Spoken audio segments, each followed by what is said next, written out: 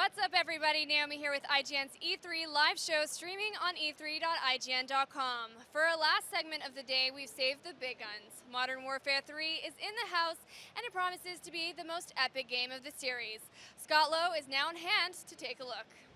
What's up, guys? Scott here. I'm with Robert Bowling from Infinity Ward and Michael Gondry from Sledgehammer.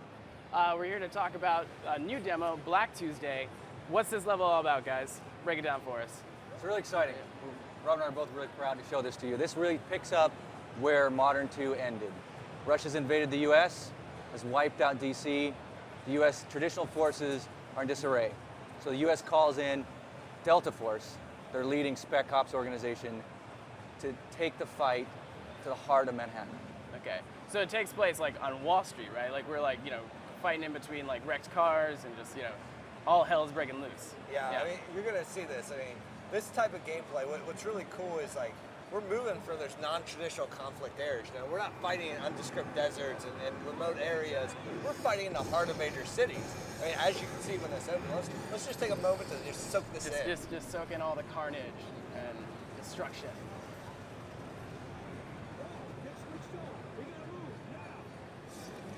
Can you guys talk at all about how the engine's been upgraded? Because this is gorgeous. I mean, like, have you guys really made some tweaks to it, or? We have. You always do, and you especially have to when you start making a game of this scale. I mean, now that we're moving into the major cities, there's a lot to get there. And most importantly, not only do we have to focus on how are we expanding it, but maintaining those core disciplines of keeping the game running at 60 frames per second, so you have that smooth cinematic intensity. Well, and I'm the rewind theater guy for IGN, so like one of our biggest, kind of questions when the first trailer hit is like, what's going on with this gun right here? You've got 2 attachments on there, or what? Break that down for us. This is one of my personal favorites because this is the cool thing about game design of like your story and your environments really give birth to a new feature that deeply impacts gameplay. So here you have a dual scope system, so when you're clearing the streets like this, you don't want a close range optic like that EOTech or that red dot. You want to switch up to a magnified scope like this ACOG and really start engaging guys long range. Now when you get in the buildings, you kick in a door, you're clearing out rooms, you're going to want a red dot or EOTech, a close to medium range optic. And that's when you can pull it back down and change your gameplay style on the fly depending on the environment and how the level plays out.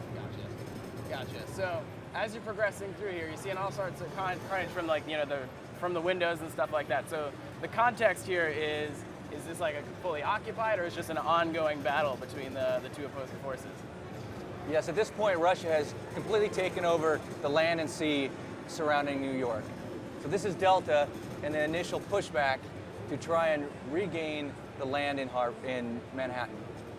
This is a fully occupied Russian force, and here Delta is catching up with a larger American force to begin the pushback.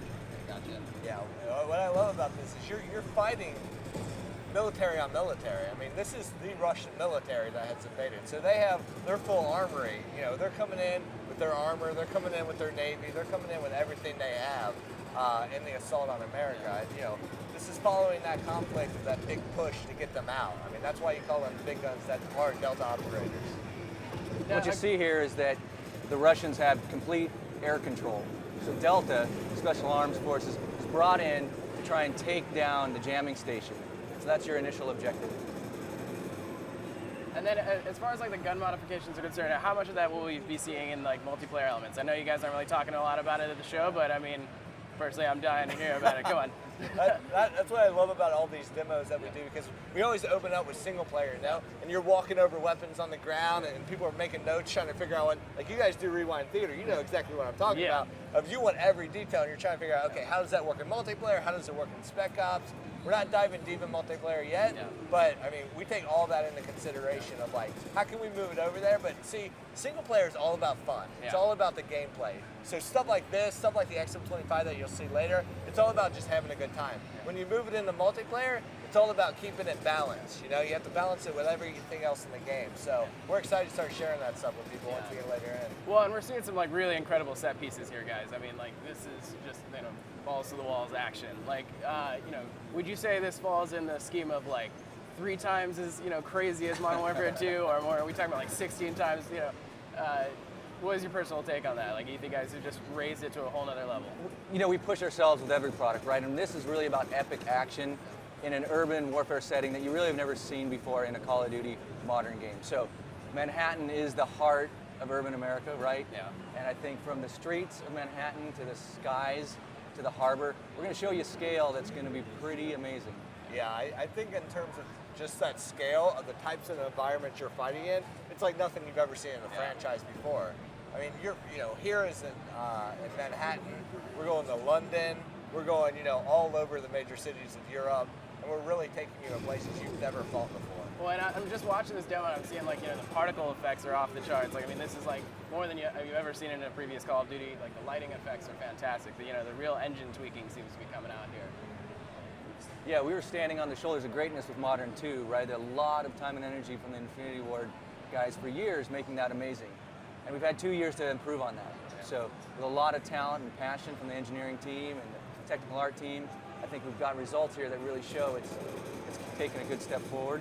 Yeah, our team takes so much pride in being very authentic and getting down to every detail that you can find, So you're looking at this, so much work goes into make sure that we're capturing the essence of the environment that you're fighting in. And then you have to take that and put it through a lens of gameplay, filter it out of like, okay, how can we make this authentic environment, make it fun for the player? You got to be thinking about things like cover points, sight lines, the player route he's going to take, the alternatives he can take, really make sure that he can have fun and explore this environment in a real-time combat situation that's fun. Yeah, well, and you guys have been taking a lot of feedback from the fan community. So, like, what kind of, resulting in, specifically in the single-player campaign, were you guys like really looking out for, and for the inspiration of this level, and the subsequent levels as well? I think feedback in general, helps in every aspect of the game. Multiplayer, there's tons of feedback there. But what we do with single player is we're really looking at how are our players playing. We're listening to what they're saying about the thing, and with Call of Duty, it's all about that situational awareness, You always need to know, as I love that shot.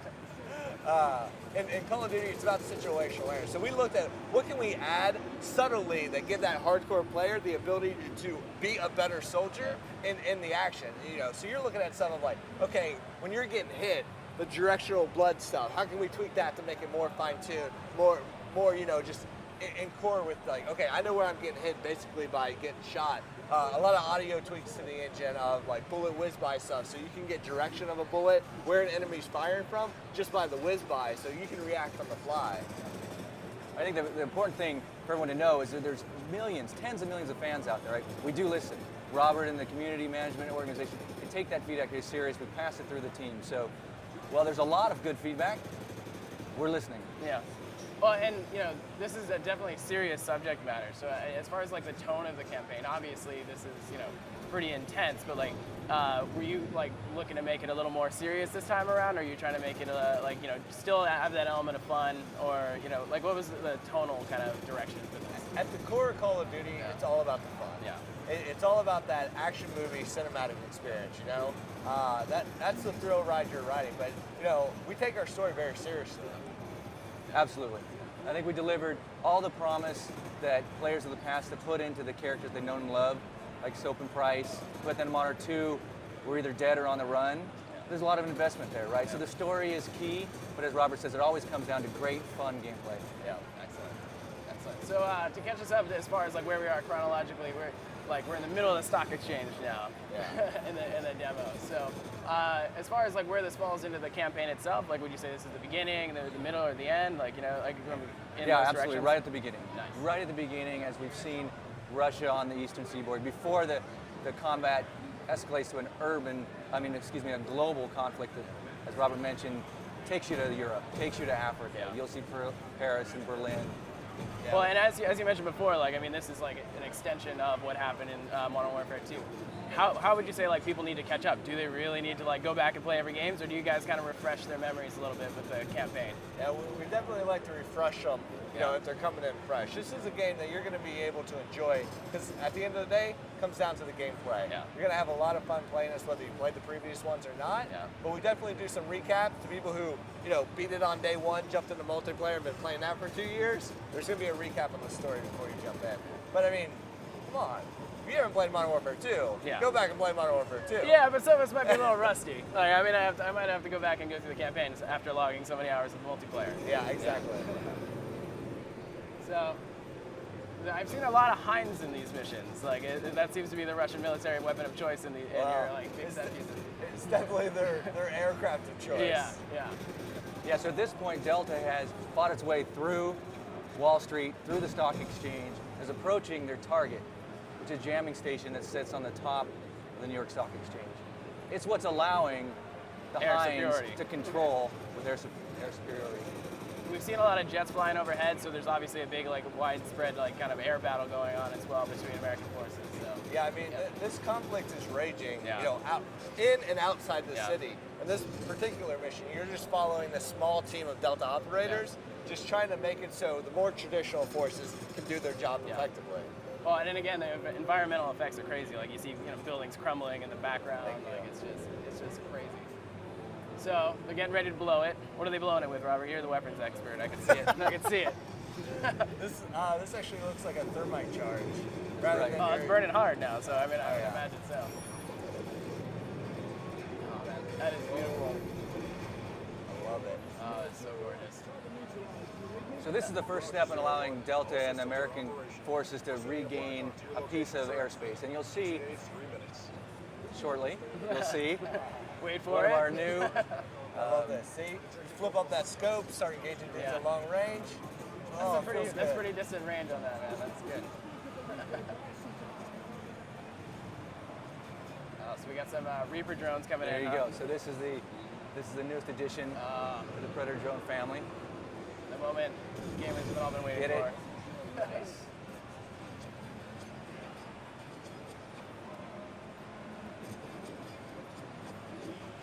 So I also like the element of like the vertical gameplay. I mean, that adds a new challenge. So I mean, like you've got enemies from all different levels coming at you. Yeah. That's a byproduct of just how the gameplay changes Yeah. from environment to environment. Because fighting in Manhattan is very different than fighting in London. It's very different than fighting in all these different locales. That is some beautiful destruction, my friend.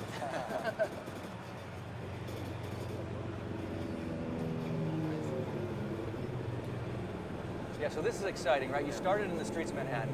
Now you're on the top of the New York Stock Exchange. Now it's And time to now- extract.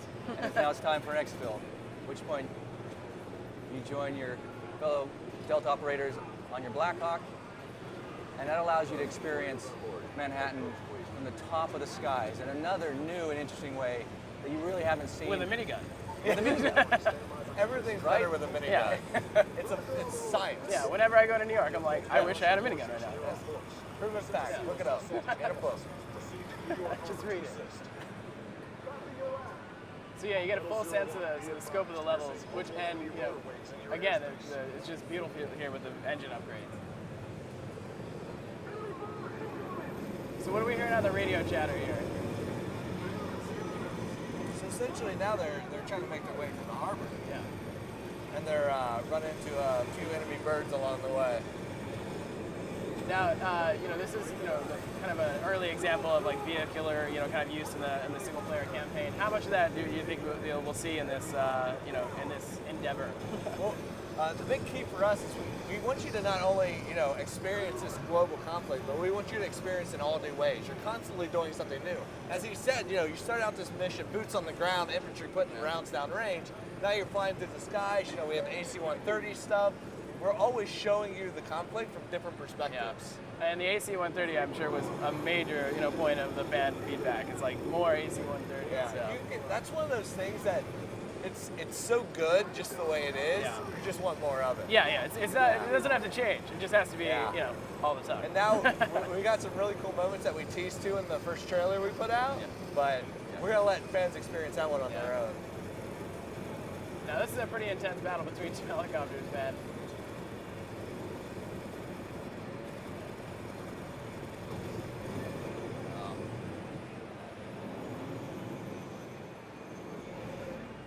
You gotta sit there and soak it in, like just drink it. Oh, that's not good.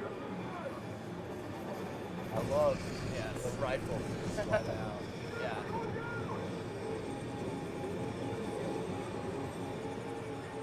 This is not good for the Delta Force boys. Wow. It's Delta, they'll make do. Now, you guys obviously are, deeply involved with the military in terms of consultation on this kind of stuff. I mean, did you guys just go to a whole other level with this game? Like, I mean, did you guys go out and fly these things? Like, what was the military involvement in this kind of stuff? We're deeply, connected with advisors that we have and stuff. And I mean, it's very important whenever possible. With the guns, we always go hands-on with all the guns. We get out there, we fire them. We're, getting a feel for them because that's important. For the dude doing the reload animations, you need to know the weight of that weapon, how it's carried. Yeah. Every detail is so important. Yeah. So, of course, we're all excited for Modern Warfare 3. Thank you, Robert. Thank you, Michael, for joining us. And back to Naomi. Thank you. Awesome. Look, guys, thanks a lot. And for your Modern Warheads out there, tell us what you thought of the game. Follow it at IGN and tweet with the hashtag E3. Okay, it's been a wild ride, but today's live show has come to an end. And a huge thank you to all of our guests and crew that worked on today's show. We saw some amazing stuff. If you missed a segment today, you'll be able to see it again on IGN. Anyway, the live show might be done for now, but we're going to continue tomorrow at 11 a.m. Pacific. Big games like Rage, Street Fighter Cross Tekken, and Skyrim will be in the house, so you should be too. In the meantime, check out e3.ign.com for all the latest updates from the show floor. I'm Naomi Kyle, and we'll see you tomorrow.